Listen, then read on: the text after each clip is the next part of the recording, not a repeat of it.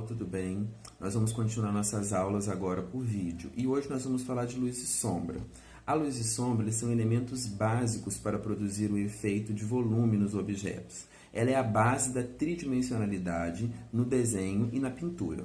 No Renascimento tinha uma técnica que chamava chiaroscuro, ou seja, claro e escuro. Essa técnica, o estudo dessa técnica pelos artistas da época, possibilitou a gente pensar a luz e sombra como a gente vê hoje nas obras de arte. Mas o que é luz e sombra na pintura? O que é luz e sombra na arte? Por exemplo, você só enxerga as coisas porque elas estão sendo iluminadas. Existe uma fonte de luz. Essa fonte de luz pode ser natural ou pode ser artificial. Vocês só estão me vendo agora pela câmera porque existe uma luz natural que está batendo em mim.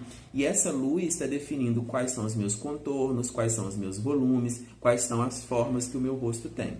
Quando a gente vai fazer um desenho, a gente precisa minimamente trabalhar a técnica de luz e sombra para que a gente consiga fazer com que o desenho fique o mais realista possível.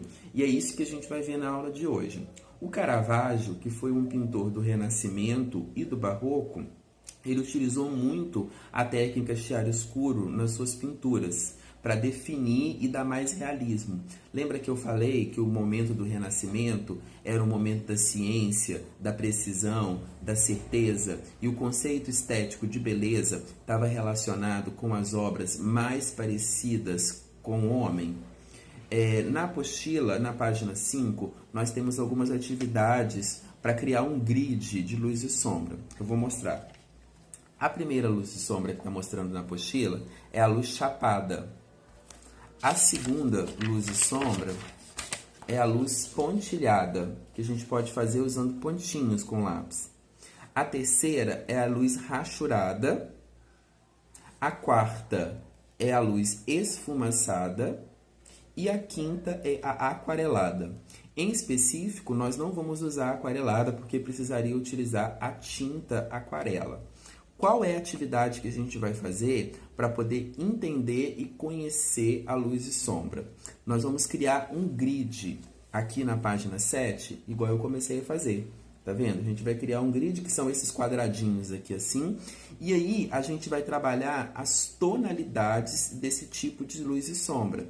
Na primeira, na pontilhada, o primeiro quadradinho vai ser cheio de pontinhos, muito pontinhos, e o último vai ser com menos pontinhos, como se fosse um degradê, um esfumaçado, do mais para o menos. Essa é a atividade que vai ficar para a gente fazer para o nosso próximo encontro. No nosso próximo encontro, nós vamos falar de